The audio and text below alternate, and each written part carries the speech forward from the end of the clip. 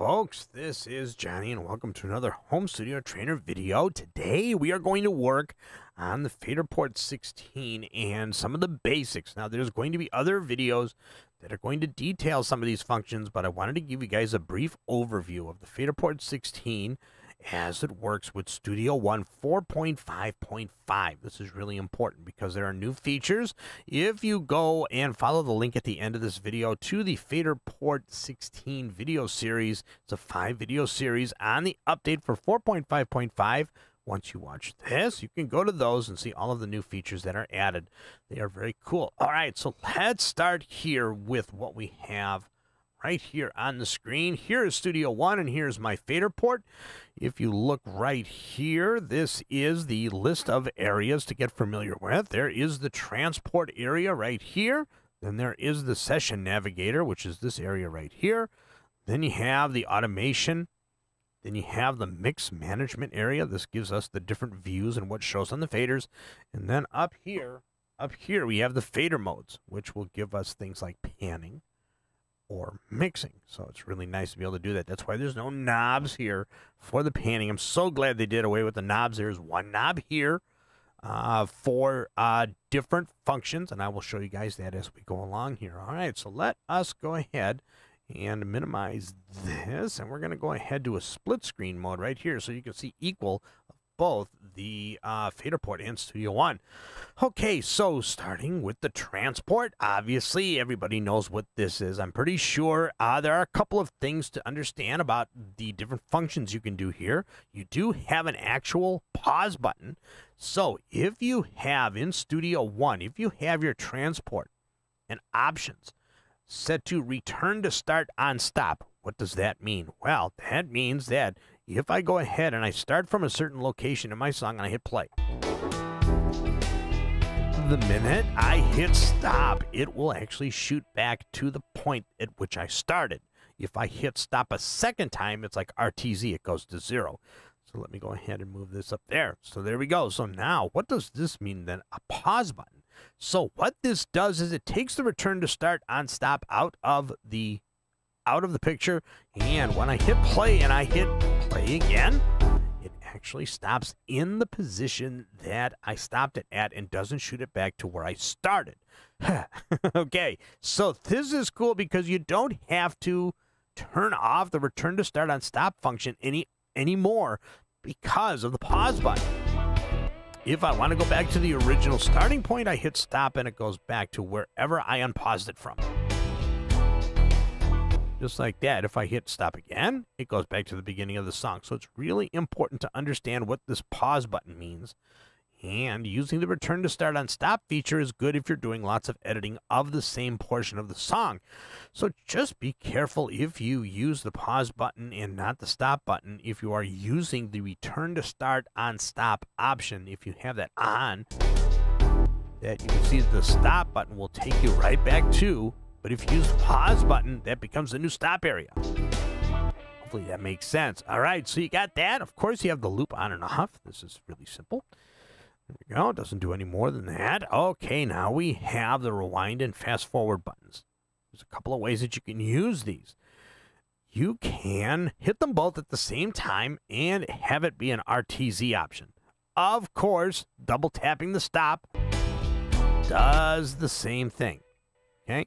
But you have a couple of different options here if you're doing lots of quick navigation. You can also use these buttons while it's in play.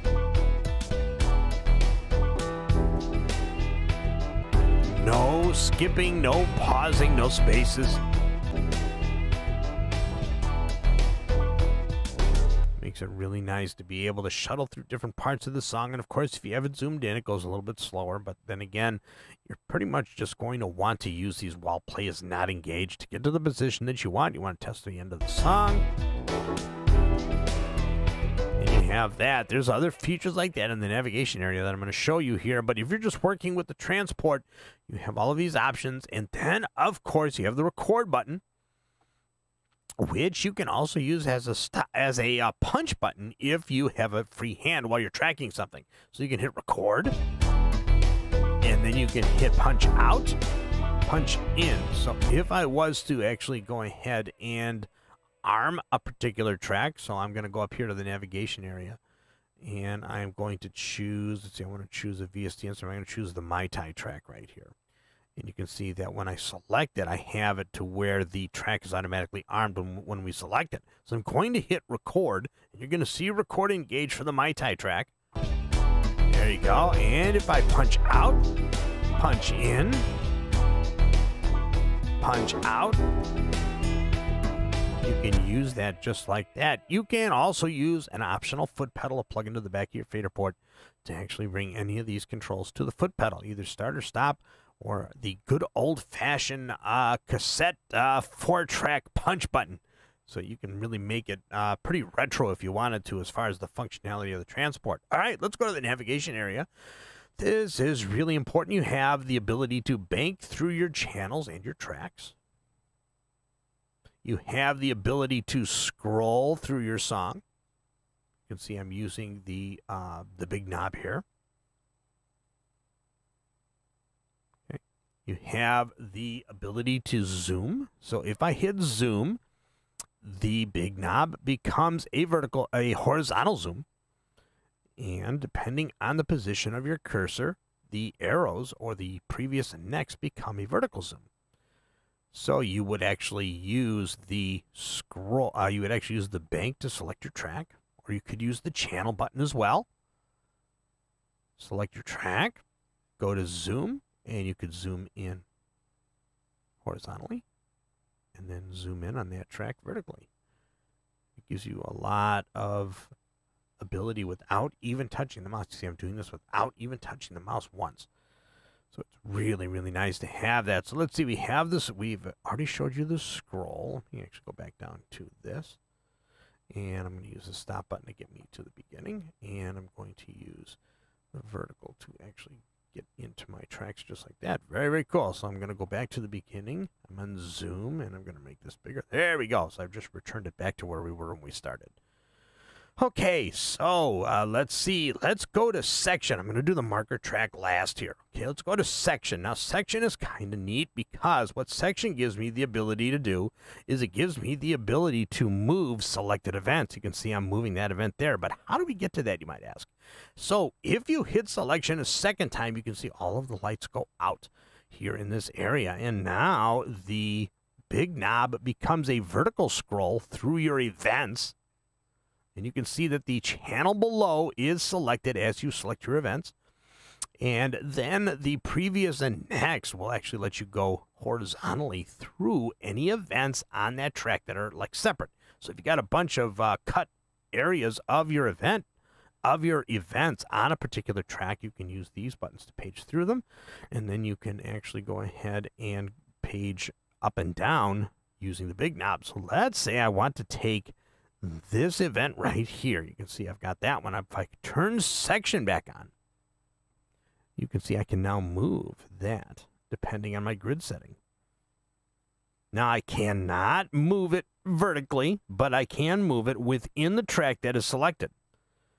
So that's a nice little feature, a nice little editing feature. And of course, depending on your zoom rate and your quantize rate, you will be able to move the event per those grid marks. Very, very cool. All right, so now we got the click. This is easy. Turn the click on and off. And then you got the master option here. This is cool if you have your visibility for particular tracks set to the first 16 and like say your master volume is off to the right. So I would actually have to go back to bank and I would go right. And there we go. Here's my main master volume. But if I'm in a bank like this and I don't see my mains, but I want to adjust the main really quick, I can hit master, and then the big knob controls the main out. You can see it adjusting right here. Right there. So this is really kind of nice. In a pinch, I can go to the master button anytime I want to and do that. And if you push the button, you can hear it click, and you see that it shoots it back up to the default position, which is at 0. So we can turn it all the way down. Boom. Right back where we want to go. Okay, so now let's look at the marker track.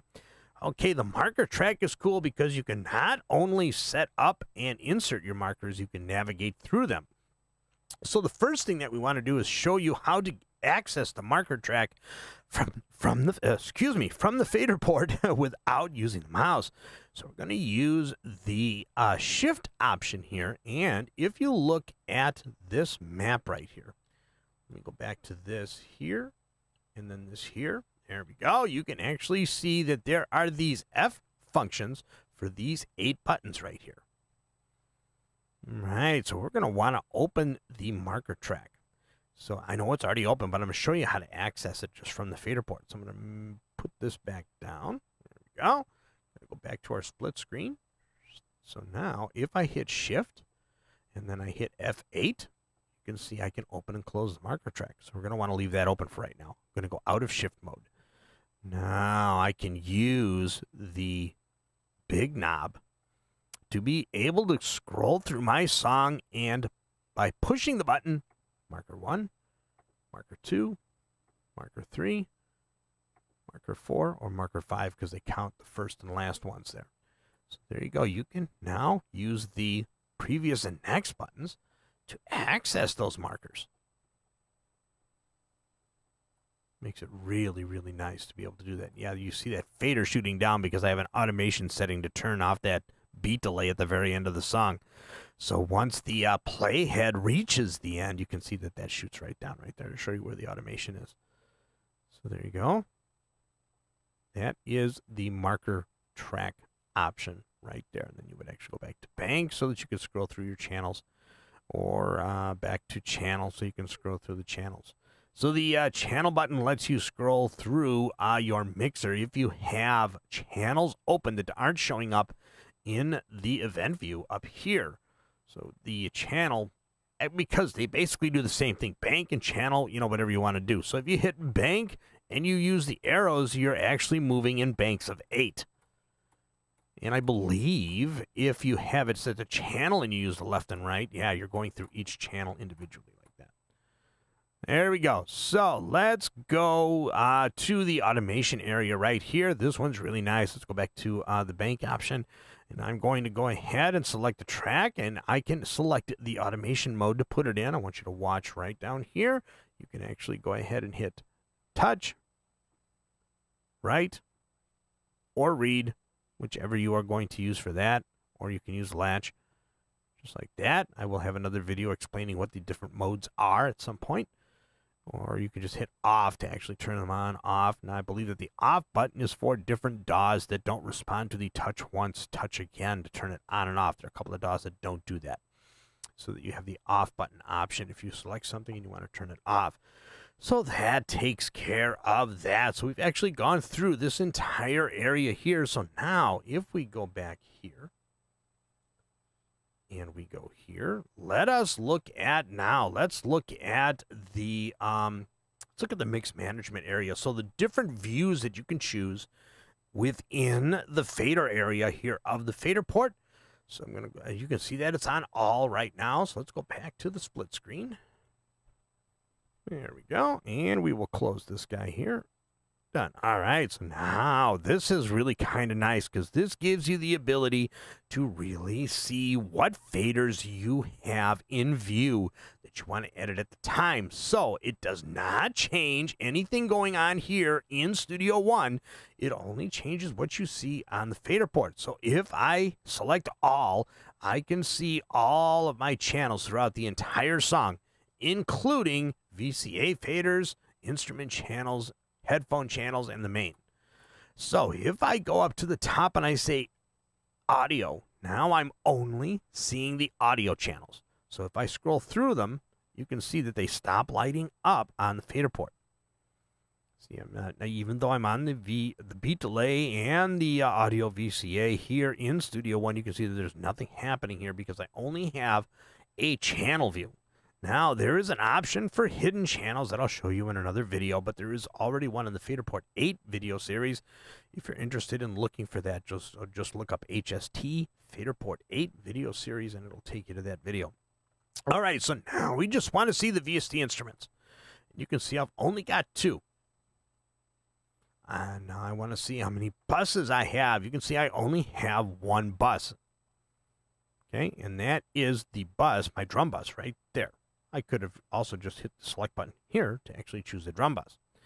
So also I have the VCA fader. I just have one VCA fader, and if I choose that, you can see it lights up the VCA fader here in Studio One. And that VCA fader controls all of my tracks, just like that. Very, very cool. All right, and then I have all. So if I was to adjust the VCA fader for that, you would actually see all of the channels move here in my Studio One. Very, very cool. Awesome. It really gives you a good option for the different track views here. Just like this. Okay, so now there is a shift all, which gives you the ability to hide tracks in Studio One using the remote option in the mixer. For those of you that know that, go ahead and give that a try. For those of you that don't, there's another video coming up on how to hide tracks on the Faderport. Okay, so now if you look here in shift mode, underneath this here, you might not be able to read it there, but it says effects. So if I click on this, you can see it only shows the effect channel that I want. And then here, if I hit this one underneath bus, it's all of my outputs. You can see that the outputs is not a button that's available. Okay, and then MIDI. This would actually give me any VST instrument tracks or extra MIDI automation that I have pulled up. And then for the top one are my inputs. So you can see up here, I have all of my inputs listed. I've only got 8 inputs created for this particular song. And you can actually display those there. Now, the faders don't do anything for the inputs. And I can show you that here. So if I go to inputs, yeah, the faders don't do anything for the inputs. It just gives you the ability at the click of a button to see how many inputs you have running. There we go, just like that. Very cool. Now let's go out of shift mode.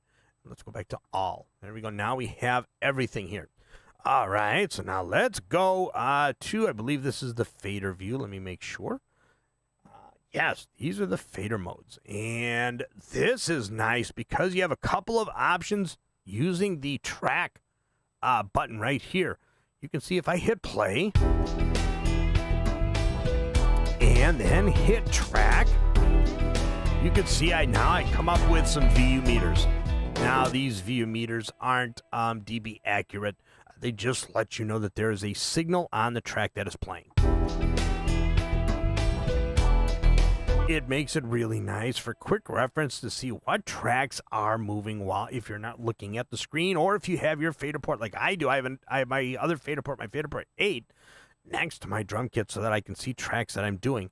Now, there is a shift option, and you can't really read it here. But you have a shift option for the clock. So if I hit shift and I hit track again, now you can see a nice little counter right there. And you can see I have it set to beats. And I believe if I come down here, if I change this to seconds, yeah, it changes it to seconds up here. There's no way to do that on the Faderport that I'm aware of. So now you see it's in seconds and milliseconds and minutes and hour. Of course, you're very rarely going to have an hour unless you're doing a live show. So now what I'm going to do is I am going to go back here into Studio One, and I'm going to change this back to beats or bars. And now I'll actually count the bars. Perfect. There you go. So now I'm going to go ahead out of shift mode. And I'm going to hit track again, and you can see it all goes away. But I'm going to hit a second time to get my VU meters back. Very cool. I'm actually going to go into shift and inputs to get rid of that there. Now I'm going to go back to shift and all. There we go. Now I got my tracks. And now I want to hide my inputs. Perfect. Just like that. All right. So then you have the edit effects button. Now this is really kind of nice. You're going to go through your bank. Going to select your track that you have a plugin on, and I'm going to hit edit plugins, and then you can see up here it lists on that selected track, it lists the plugin that's on that track. It says channel strip. You're going to click that, and now I can adjust all of the settings of my plugin right here on the faders. And if you watch the Faderport 16 4.5.5 update, if you had more than 16 adjustments, or if you're on the Faderport 8 and you have more than 8, then you can actually go ahead and hit the shift button and the edit plugins button to get to the rest of those banks. So go ahead and check out that series for more details on that. So let's go ahead and move this guy down here a little bit, and I'm going to go back to plugins, and you can see that right there, and there you go. Really, really simple. So you have that. Okay, then we have sends. Now, this is a good one here. I'm going to go back to track here really quick. Now I'm going to hit sends. Now this gives you the ability to select a track that is using a send. I'm going to close this window for now.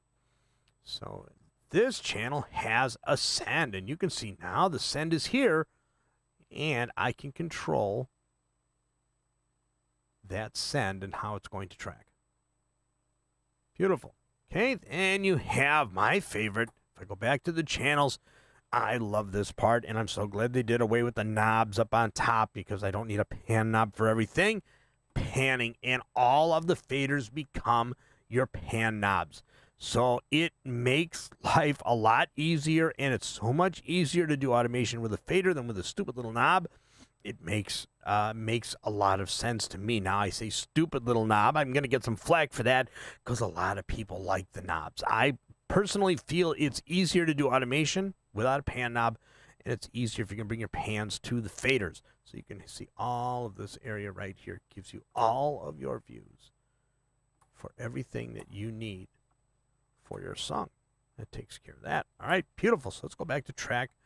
Go ahead and hit it a second time so that I can see the little view meters. I know it's silly, but I like to watch them.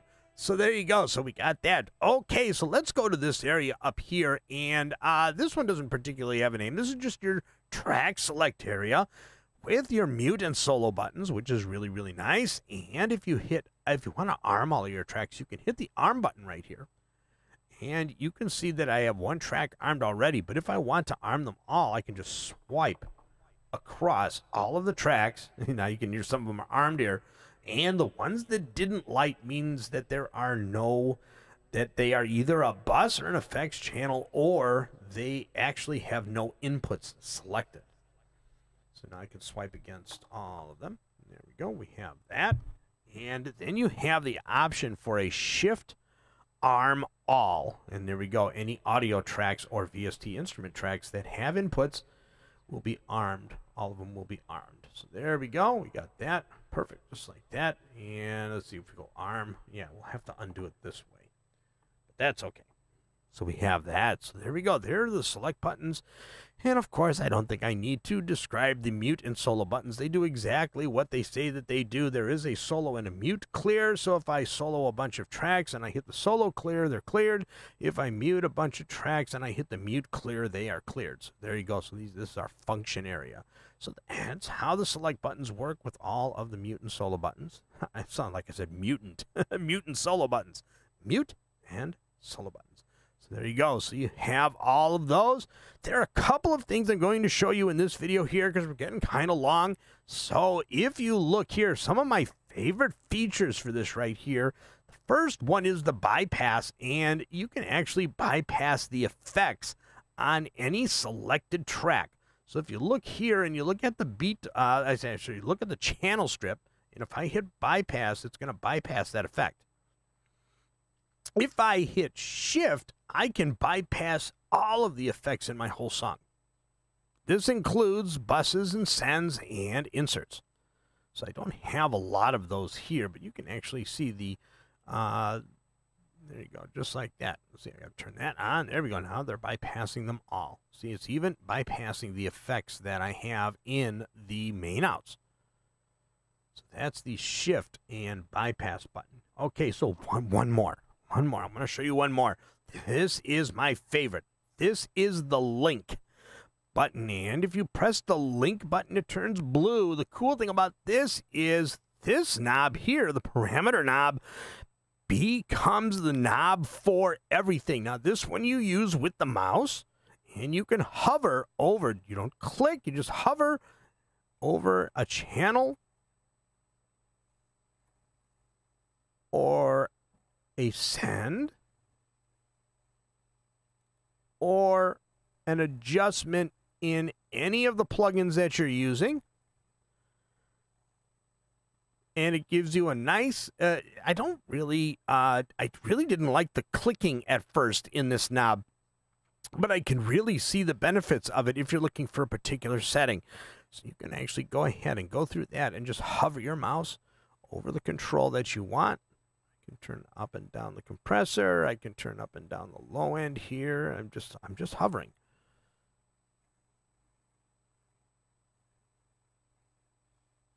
Then I can use the bank button to go to the different channels, find another plugin. There we go. And I can do the same thing with this here. It's very nice. Or if you like what I call the stupid knobs for the pan control, you can go ahead and go into link mode, hover your mouse over any of the pans, and use them as a traditional pan knob.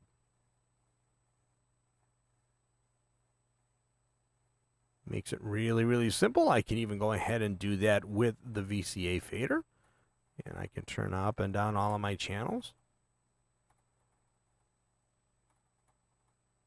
Just like that. And there you have it. Okay, I think I went long enough on this one. I just wanted to give you guys a brief overview on what, it wasn't very brief, was it? A nice overview on all of the different functions, some of my favorite functions with the Faderport 16, and there will be more detailed videos coming out on the individual sections showing you all of the features. There's still more, how to program them, how to change the F keys to what you want them to, how to change the user buttons up here. If you look here really closely, you can't really see it in the video, but there are user options and other options under these knobs right here. And of course, I have this little dot. If you're looking at the video, you go, how come I don't have a yellow dot above my latch key? Well, that's just to remind me where the save is, because if I hit shift and I hit save, then I will save. I don't want to save this song. I just really messed it up. But you can I just use that yellow dot to remind me where the save is. So I hit shift. I hit shift and save, so that it makes it really quick for me to get to the two buttons when I'm working on a project and I want to keep saving it as I go along. So hopefully that was helpful. Please leave your comments in the comments area below. Let me know what you like and what you don't like, and these will be my last few words for this video. I will see you guys later.